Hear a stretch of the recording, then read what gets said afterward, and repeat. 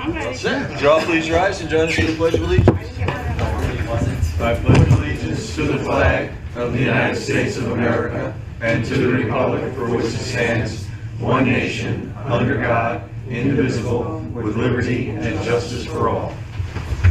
Have a roll call, please. Mr. Burns? Here. Mr. Cook? Here. Mr. D'Adriano? Here. Mr. Rogan? Here. Mr. Griffin? Here. All right, without objection, I would ask the clerk to file the reports as read. Can I get a motion on the supervisor's report for October, please? Yes, I'll do that, but one correction is that we did receive reports from the Putnam Lake Fire Department. Okay. Okay, so just instead of none, it should be, we received, you got them? Yeah. Right, the first, second, and third quarter reports. Forward to Mike. Supervisor's report. I'll make a motion that the town board approve the supervisor's report for the month of October 2014. So moved. Second. All in favor? Aye. Any opposed? Minutes, please. I'd like to make a motion to accept the minutes of October 22nd town board meeting and November 5th town board meeting as written. So moved. I'll second. All in favor? Aye. Any opposed? Excellent. Audit of the bills.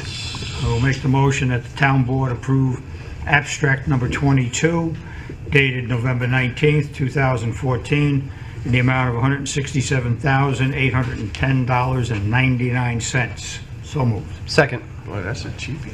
I'll have a roll call, please. Mr. Burns? Yes. Mr. Cook? Yes. Mr. D'Adriano? Yes. Mr. Rogan? Yes. Mr. Griffin? Yes.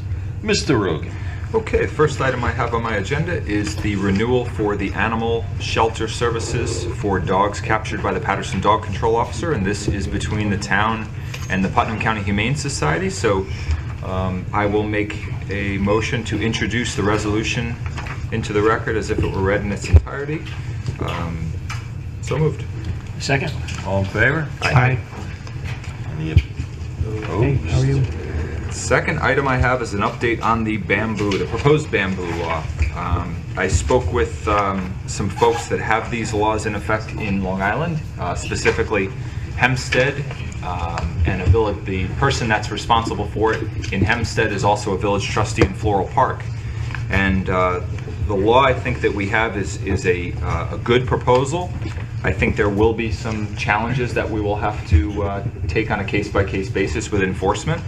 But I think that we are in a position, we've seen some instances just recently, I think Russ, with the recent snowfall, you've seen instances where the snow and the bamboo don't do very well together, and they tend to create a public safety issue where it falls over into the road. And I think that this will give us an opportunity to protect the citizens of Patterson and give some recourse. So, I think at this time, unless there's other comments, I think we're in a better position to move forward on this. Then go right ahead. Any other questions, comments? Anyone? No, I completely agree with you on the enforcement end of it, but it's important that people understand that running bamboo and certain other invasive species are very problematic, and I think this is a step in the right direction. I'm just not sure how we're going to manage it, but I'm sure our codes compliance department will find a way. I think it's just a start, though. We got to get a handle on it somehow, get ahead of it a little bit. Well, and it's an education process too. Yeah. I mean, people have to understand that running bamboo is just an absolute nightmare. Yeah. Because once it gets established, it's just almost no way to get rid of it, and it's relentless. All right, well, we've had a public hearing on it, so I guess we could Yeah, approve the, but there should be a resolution of adoption, no? Am I the only one? Hal? No, we have. Okay, here it is. That's Daz. I do not have it, I apologize. Is that the resolution with the law, or is that just the law? and this was for the public hearing. Thank you. It's in here somewhere. I was just handed my copy. Yeah, it was. Resolution of adoption, same thing. Tonight's meeting. Thank you. Okay, so I will make a motion to introduce the resolution to adopt local law number 2 of 2014 in reference to the bamboo laws we just mentioned. So moved. I second. All in favor? Aye. I just want to comment on, I think it showed great restraint on our part that we're in December and this is only our second local law. That's right. That's good. I challenge the printing state and costs federal we save. government to do the same. That's all I have. Unless they're amending the tax code. Okay, Clover Lake audit request. I spoke to special counsel Tim Curtis about this the other day. Apparently, we are receiving a complete lack of cooperation from Clover Lake. They continue to refuse to turn over their financial statements and other things that have been requested through the courts. Mr. Curtis said that at this point he was requesting that the town authorize the hiring of a forensic auditor. However, I have not gotten any paperwork in as of today, so I will table that till the next meeting, and we'll see what he and Chris come up with between now and then. How are we going to, if they're not providing documents, what are we going to audit? Well, I guess Why isn't it- it'll be through a court order. And it's their tax cert against us, isn't it? Yeah, So, I mean, and it's we- been going on I for would think that 5 years now. he'd be making a motion to dismiss based on failure to comply. That's where I was. I mean, look, feel free to give Tim a call and chat it out with him, because you probably understand the process as well or better than I do. But I had asked him. I said, if they're not giving us information, Yeah, what- they refuse to give us their financials, they refuse to give us everything every step of the way. Why can't we just make a summary motion to dismiss? Right, right. So All right. I'm not sure why he feels that this is the next step in the process, but please give him a call. Okay. This is going on too long, costs us too much money, and we're getting nowhere. Well, one of the things throughout the course of the submittals has been that we're looking for fees and expenses. So hopefully between that and laws, we get most of our legal fees and things back I hope so. when they're finally settled, if they're ever settled. Okay. Next item on my agenda is Partners in Safety contract renewal. Partners in Safety does our drug testing program. Were you conflicted? They've done a great job. We've had them for years. And at this time, I would like to move the resolution as read to approve agreement with Partners in Safety, Inc. for drug and alcohol testing for the town of Patterson for calendar year 2015. So moved. Second. All in favor? Aye. Any opposed? And like I say, this resolution authorizes me to sign. That's it. It is done. Mr. Burns. Alrighty, first item on my agenda is a resolution. We were, regarding the carp gate at Putnam Lake, we are under secret. We have to make a negative determination regarding the significance of the carp gate and its impact on the environment. So I have a resolution. Patterson was assumed lead agency role, and I basically have a resolution dated December 3rd indicating that we found that there's a negative declaration under the secret laws. So I would like to make a motion to move the resolution as if read. So moved. Second. All in favor? Aye. Any opposed? Second item on my agenda is zoning law restaurants. We have a memo that we got from the town planner. As many of you may know, there were some issues regarding a restaurant that was closed and then reopened under is a different type of restaurant, and it's had a considerably different impact on the local residents because this is adjacent to a residential area. Our town planner looked at the definition of in our zoning code of restaurant, and I'll read just a couple of paragraphs to just give you a flavor for his findings. It speaks to the fact that I guess back in the 70s and 80s, our definition under the code of restaurant was a very broad and liberal definition. I guess in the 1976 zoning code. But the town planner writes, I would pose to the board that the issue is not the definition of a restaurant, but the need to ensure that correct zoning requirements are met and to evaluate the potential impacts that may occur from any changes in a business, allowing for the town to potentially mitigate any potential impacts. This is especially true when a commercial property is adjacent to a residential neighborhood. In the present case, the building department did not view the change from pizzeria to a barbecue eatery as a change in use of a site, and therefore there was no trigger built into the town code to review potential impacts of the new business by any other department of the board or board. There are a number of means to address this concern. The town board could change the zoning code such that any change in a business at a particular location must be viewed by the planning board. This method may prove overly burdensome to a new business seeking to locate to Patterson. A second alternative would be to amend the zoning code to provide a better criteria by which a more detailed review of the proposal from a new business would occur. Again, this could occur in a number of ways, and then he goes on to list some possible changes in our zoning that we could adopt, and also give some samples. So I don't know if everybody just wants to review this and we'll consider it. It might be something that we want to talk about when we have the joint meeting of the planning board and the zoning board and the town board that Mike's so looking forward to. I for one, like what the town planner provided us with the changes. I would like to move on it. I don't think we have to wait until March or whenever. I like the town planner to put this thing in public hearing format and resolution format. And well, wouldn't we have to decide exactly what direction we're going to take in terms of the proposals, a couple of different possibilities in terms of amendments?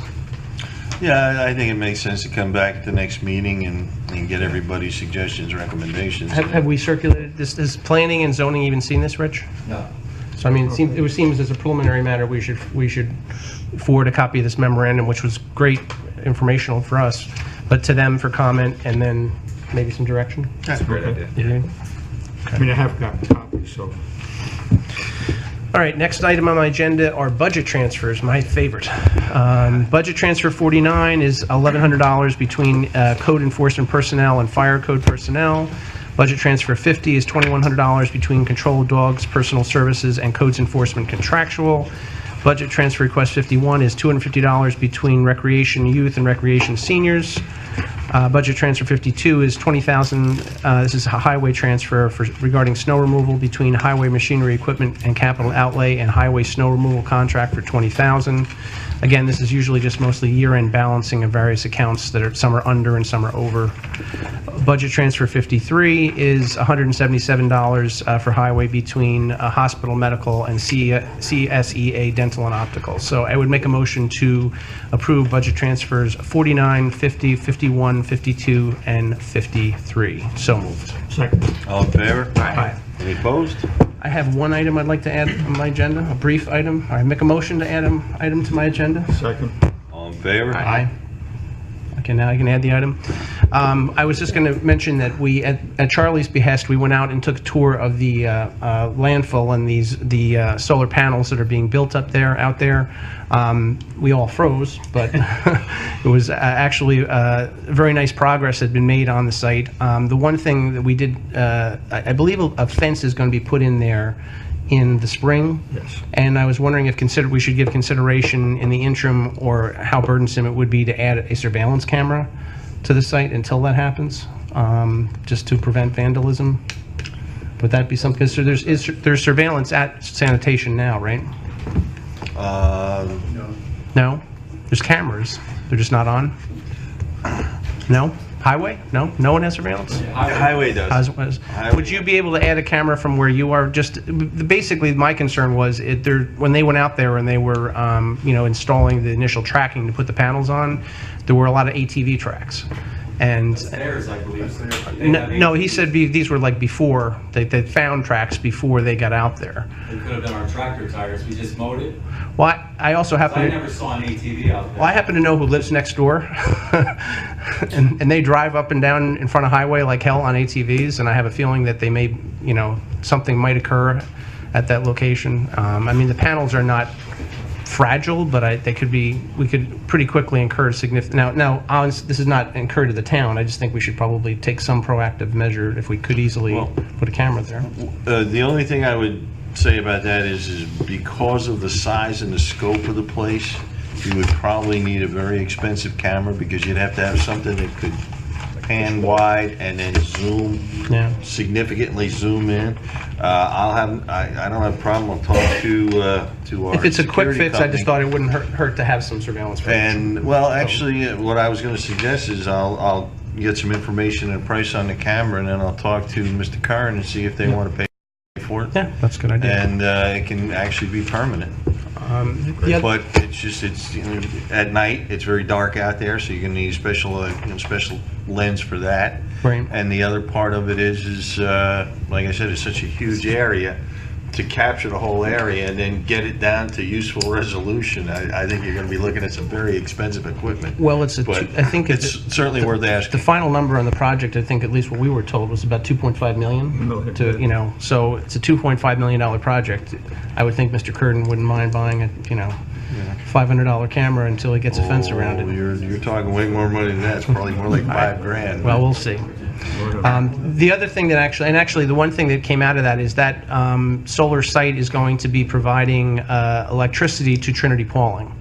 Apparently, Trinity Pauling has purchased all the electricity that comes off of that site by contract, and that will, I guess, be the next 20 years. They'll be providing electricity for the entire Trinity Pauling, site, which I thought was pretty impressive that that's going to generate that much. I think it's actually, they're buying for phase one. There's a second phase that the town is looking at.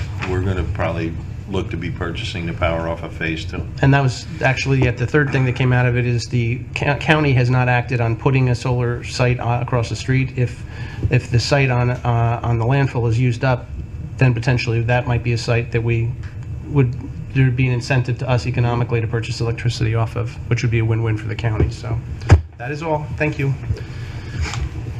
Okay. Pete? All right. First item on my agenda is the Putnam Lake Park District Advisory Board year-end report. First of all, I just want to say, I don't want to take away from the other towns' boards that we have. We have very, all the boards, the town, everyone does an excellent job, all our volunteers and everyone who serves on our boards. But I just wanted to, pay particular attention to the Putnam Lake Park District Advisory Board. Since I've attended a lot of the meetings, I've seen where they've gone from the beginning of the year till now, and I think they made a lot of accomplishments. So I've asked the board to provide me with a list of their accomplishments.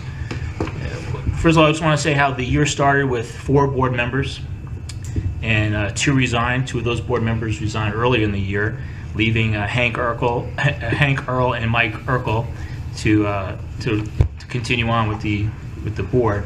These 2 men immediately started interviewing Park District residents and rebuilt the board, bringing it back up to seven members. So I'm just going to go over a little bit about their accomplishments, what they provided for us. The current members are Hank Earl, Pat Ploger, Mike Urkel, Marguerite Short, Tom Douglas, Laura Russo, and Rich Filippelli. And I believe some of them are here today.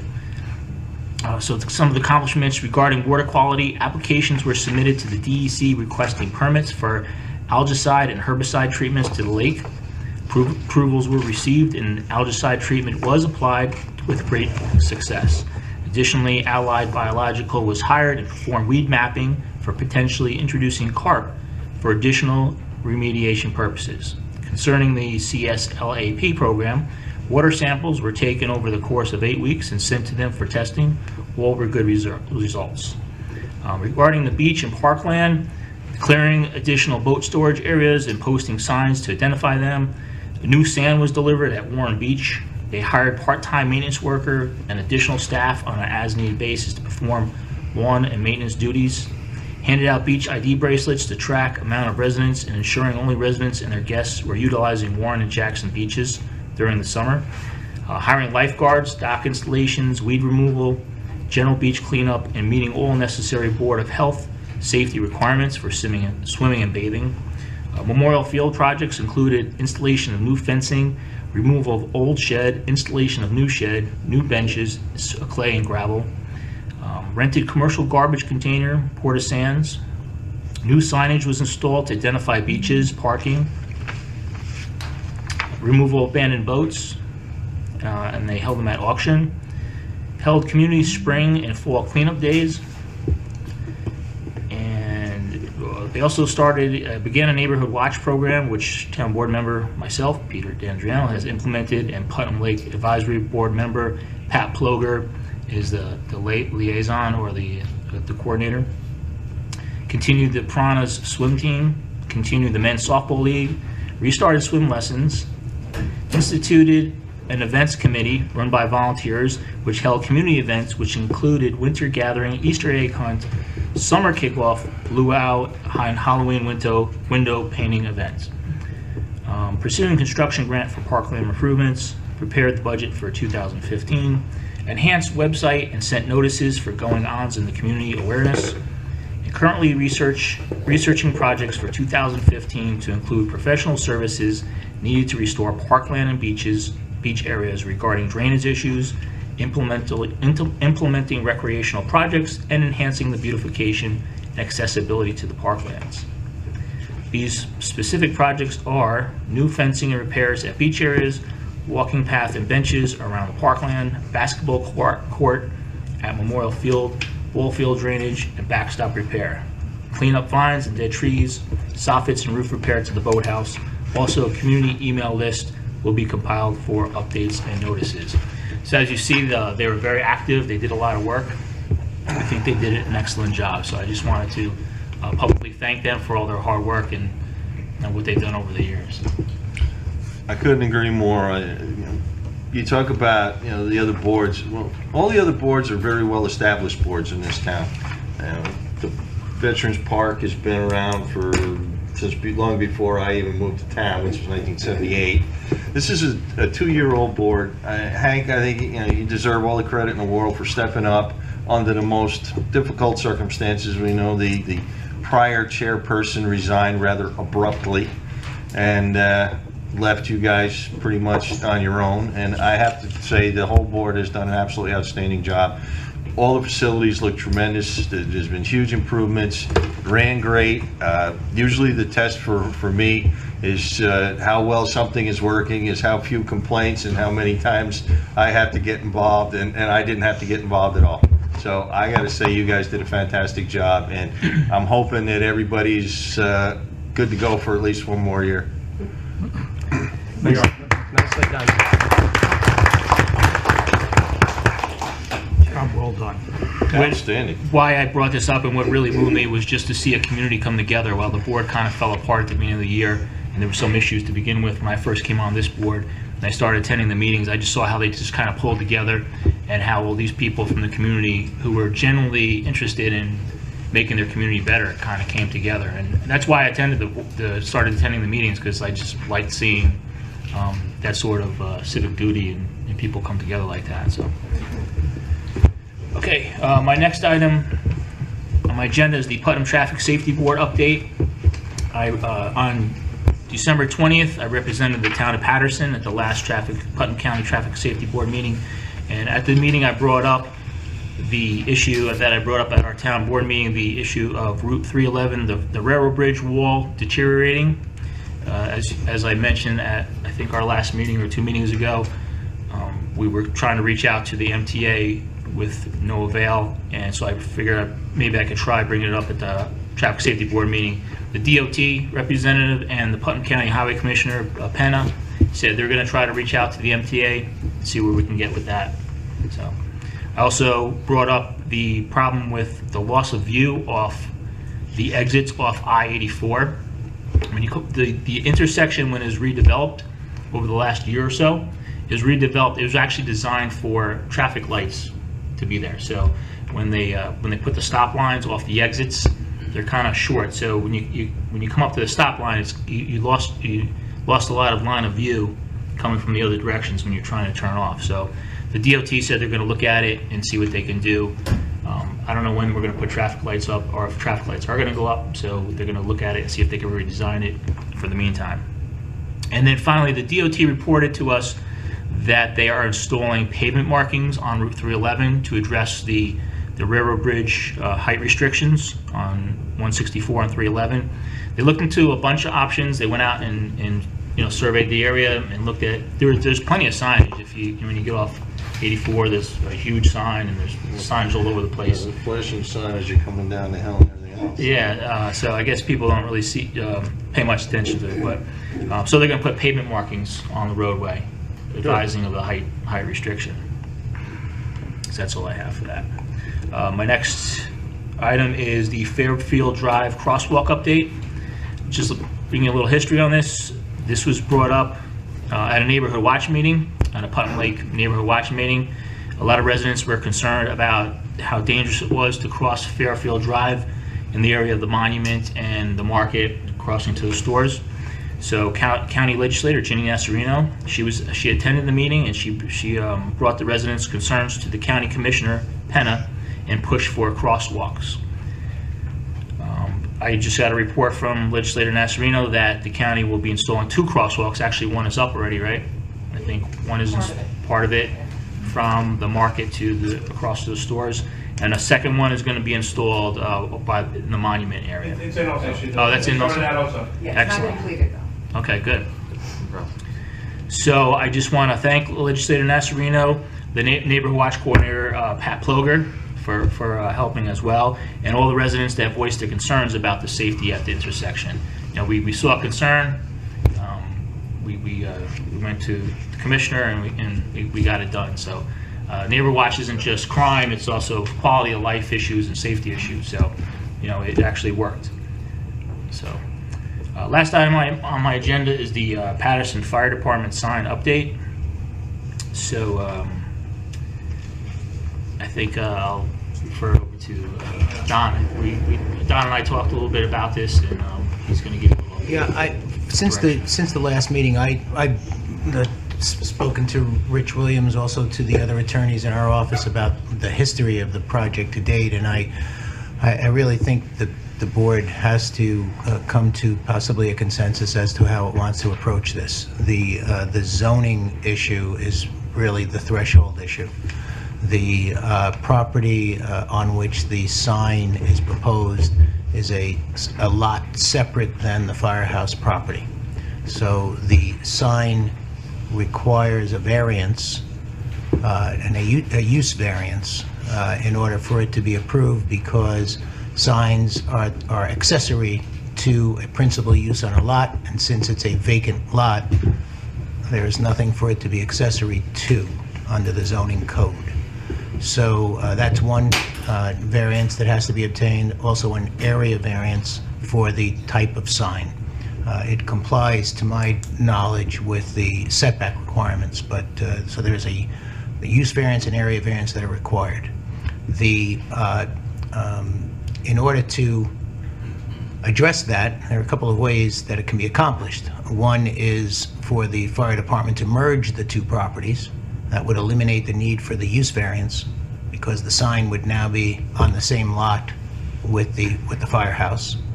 Another would be for the town board to adopt a code amendment that would be specific to this sign and possibly other similar signs. So there were some pretty long-range planning considerations here if the town is going to do that.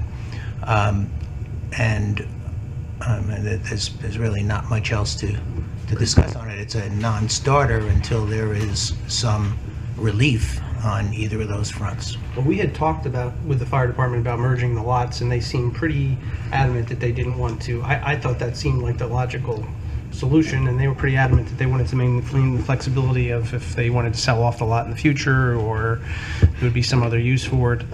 So that seemed to be something that was not on the table from the fire department's perspective, as I recall the discussions. So the only other possibility that kind of came to mind, and I'm not that familiar, Sean, you might be more familiar with the boundaries and lay of the land, is if there's a possibility of doing some type of a lot line change where a portion of the vacant lot could merge with the firehouse property. It would be something short of an actual merger of the entire lot with the firehouse property, but that's something else that potentially could be considered. I don't know if that's been looked at I thought when we before any of the boards. When we left off with that discussion, they were really pressing for exemption from the zoning codes, which I was really leery of. But Well, I think one way to possibly look at it would be to, from emergency management and public service information angle, if there's a possibility that we can license it or approve it on a ongoing basis through some type of agreement,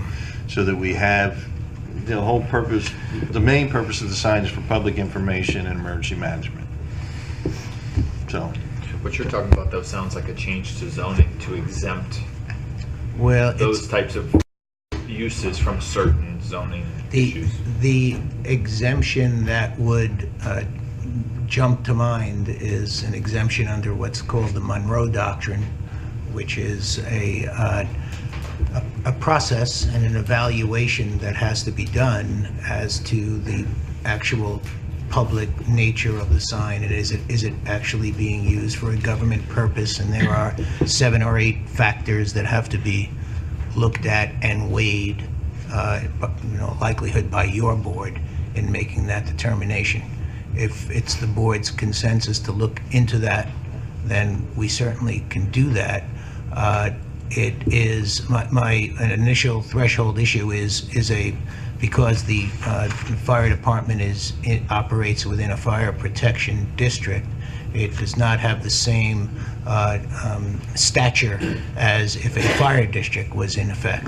The fire district is its own separate entity, thereby allowing it to be considered a governmental entity which could make use of the Monroe Doctrine concepts. So I'm not sure if that exemption can be granted since we're dealing with a fire protection district as opposed to a fire district. Well, Don, I think what we need from you is everything you just said in a memo form to the board. Sure. So that we all have the same document that we can discuss. I mean, just what you said in the last 3 minutes is wide-ranging. Yeah, if oh you yeah, will. for sure. And, so we're not sitting here next meeting or 2 meetings from now and saying, what did Don say about this? Or Well, about that? there's absolutely no problem with doing that. We can certainly do that. If none of the options available to the fire department are viable ones from where they sit, then, and it's the board's consensus that this is a project that you would like to see move forward, and if possible, then that's the way to go. We will do that. I thought when we last addressed it, there were memos done. Rich, did you do memos about the options, or did? The planning board sent over a detailed memo. To Yeah, the 'cause I town remember board about reading- their opinion on, after they reviewed the sign. I mean, I can read. Yeah, maybe we could recirculate that rather than I can reinventing the wheel, recirculate because I remember there was a pretty lengthy analysis done of all the Yeah. different options. But on the exemption side, we didn't focus on the exemption aspect. Well, You can take I- a look at it. I don't know what your My off the top of your head personal thoughts are on opinion would that, be, but you can- I would be the way I would prefer to see us look at it. Because if you send them back to the zoning board and they give them area variances and, certain variances, and is that potential for setting precedent to say, okay, well, when the library comes in and says, gee, we want the same sign. If we do this as an emergency management or some type of specific licensing, I'm not using the right language here, but under some sort of an exemption type thing to say this is, one in Putnam Lake, and limit it to that for the purposes of emergency management, public information, that type of thing, community bulletin board. I think we would probably be less of a future potential problem for the zoning board to say, well, we gave it to one, how can we say, We can always structure whatever we're going to do to make sure that if it sets a precedent, that precedent is one that's going to be necessary to follow. Don't be concerned about, sending something to the ZBA and having them make a decision that might set a precedent that would open the floodgates. We're not going to let that happen. That's not going to happen. I also want to, throw my 2 cents in that, I know you want to do this by a licensing agreement, but they're a private contractor, and a licensing agreement is not going to exempt that property from our zoning unless you own the equipment. If you own, maintain, or completely responsible for that equipment, then you can go down that road. But they want to own the equipment. So you either have to change the zoning or, find another way to do this. Send them back to the ZBA. Simply the town granting them a licensing agreement saying, we're gonna tell you it's okay to put the sign up. Yeah, that's that. That doesn't get them out from under any zoning requirements. My personal opinion is to move towards adopting a code amendment with specific guidelines as to what we discussed, what I discussed with Mike and we discussed with the fire department president, those specific guidelines and hold to those guidelines under a code amendment. Well, I think, we're gonna need some guidance from the professionals on this as to, what options we have, if it's just one option, or, change the zoning or send them to the ZBA, if those are, if you're telling us that's the only two things that are on the table. That's what I believe to be the only two options. I don't Well, think the then licensing put it in / writing. exemption is a viable option. And do what Charlie said. If, as Rich said, if the town owned the equipment, that's one thing. If the county, for example, wanted to come in and put in some type of informational / public safety sign, that's where the concepts under the Monroe case would be directly and clearly applicable that you could consider. But here, I don't think it's available at all. Well, if you And- start with the memo that Rich talked about, then I think that's probably a Yeah. logical starting point. And also, if a code amendment is the way to go, that obviously has to be looked at as far as possible ramifications and how site-specific it could be made. There's generally a prohibition against singling out one particular use and adopting a code amendment for it. You've all heard of spot zoning, and that's the type of thing that would be considered there. But also, and again, with regard to precedent-setting potential, perhaps some type of conditional use permit or special permit could be built in where the conditions are set forth along all of the things that have been discussed as far as content and hours of operation and emergency uses and the like. Those could all be incorporated in special conditions that would go right into the code amendment. So that's another option. I would also, because I don't know from the actual lay of the lots, if a merger if a lot line adjustment is something that would be possible. I don't. For the location that is most visible. I don't really. No, that's absolutely not gonna work. Not They gonna want to work, put the okay. sign, it's right up close to the property line, you'd create some sort of V, it just wouldn't make a lot of sense. Okay. You'd almost have to make a little flag lot out there to do Yep. it. so. Sliver of land to attach to it. Okay. Right, it's more than halfway to the opposite side of, towards 311, Right. where their properties to the north. And, so you'd have to take the whole big lot and take a little slice out of it. So yeah, I don't think that's an option. But let us know Okay. what the brain Good. trust down there thinks our options are. Okay. Put it in writing, and then we'll bring it up the next meeting. We'll start figuring out which way we want to go with it. Great. All right. Charles? Now we get to the heavy lifting part of the agenda here. Oh, yeah. We have a memo from the Building Operations and Maintenance Guru, Paul Father, who says that the second-hand computer used in the Building Operations and Maintenance Department has finally crashed. I am respectfully requesting the town board's approval to purchase a new computer with the assistance of the town planner for an amount not to exceed $1,500. The funds were available in the 2014 budget. So I will make a motion that the town board approve the building operations request for a new computer not to exceed $1,500. So moved. Second. Discussion. Rich? Is there somebody in this building that's ready for a new computer? That we can take the old computer? No disrespect to Paul, but he doesn't need a $1,500 computer for what he's doing. I've got a computer that's ready to be installed to replace your secretary's system. Is that, well, I think, there should be enough computers around here. I mean, giving Paul a new computer is about as pointless as giving me a new computer. Sue, your computer's still operating fairly well, correct? It's touch and go. Well, yeah, but I mean, how much sophisticated work is he actually doing on it? I mean, he keep some records and do some emails. Communication. Yeah, I mean, I would be more inclined to go that way than just go buy him a computer that's got all the bells and whistles. Or if we can find him a computer for $500 or $600. I mean, he doesn't need a sophisticated piece of equipment down there. He's not doing a whole heck of a lot with Well, it. I understand that, but it's not the basic computer box that's the expense, it's the software that goes on it. You want to have an office suite, you want to, have certain basic programs.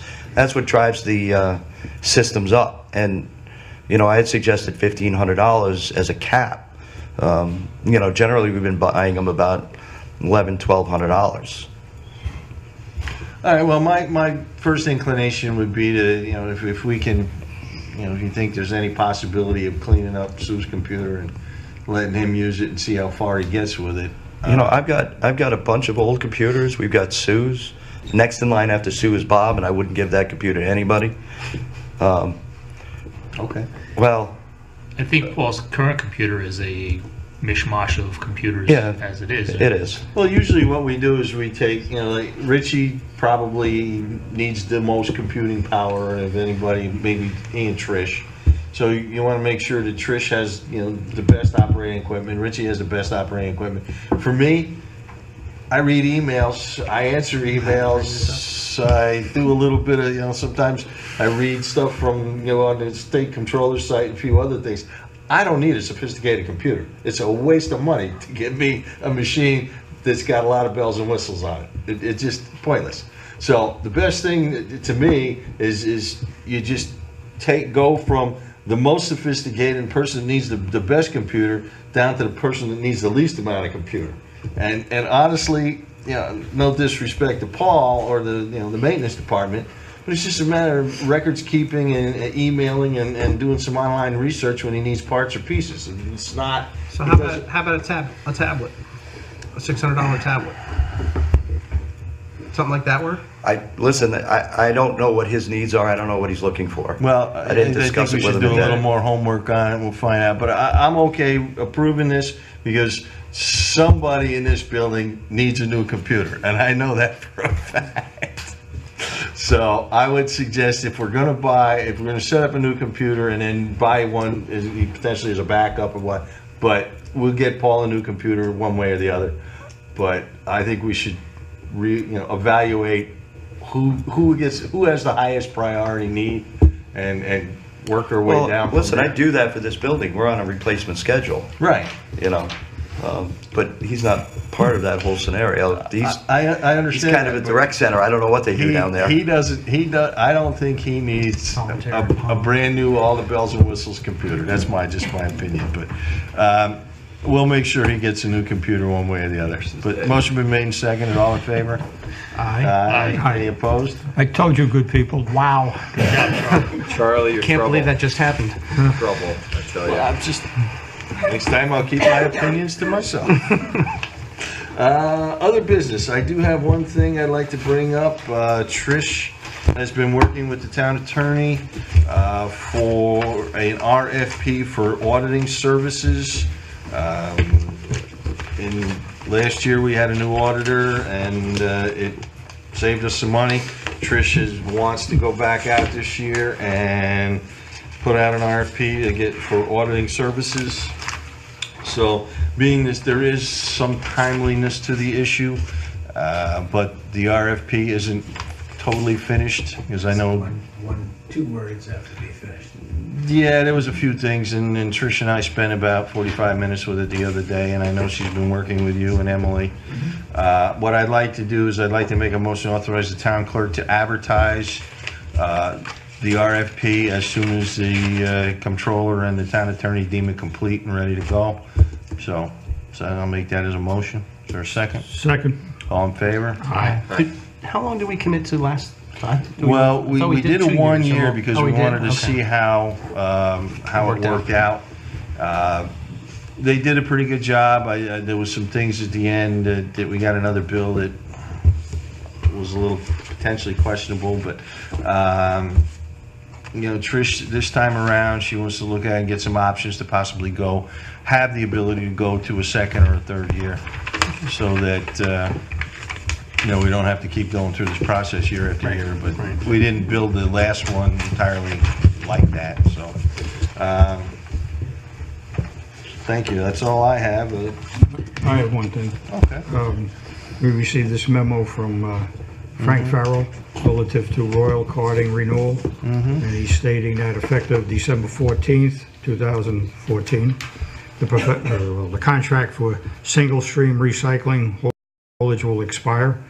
Royal Carding presently is charging the state bid rate of $169.50 per pull. Royal provides us with excellent service, therefore I recommend that the contract be renewed. So I guess I'll make a motion to... Well, just, you okay with what's going on here, Don? I guess I wanted, typically what we would do is confirm the state bid that's in effect and take a look at that. So Okay. I don't think there's any problems as evidenced by Frank's memo with the service that's being provided, but we would just You're just stating that it doesn't...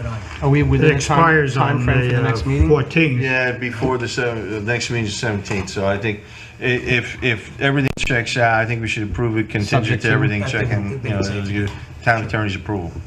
Yep, just to double check on that. Second. You can't second your own motion. Okay, motion been made and seconded that we're going to approve the Frank Farrell's request. Do we have to set a term? 1 year term? I would suggest that we do for 1 year. 1 year term, okay. And it was based on attorney's approvals. So, motion been made and seconded, all in favor? Aye. Kevin? Any other business? Oh, no. I just have one thing I forgot to add when from the year-end report from the Putnam Lake Advisory Board. They also had a little thank you memo that they wanted to add. They're going to post it on their website. What's the website address, Mike? PutnamLakeParkDistrict.com. PutnamLakeParkDistrict.com.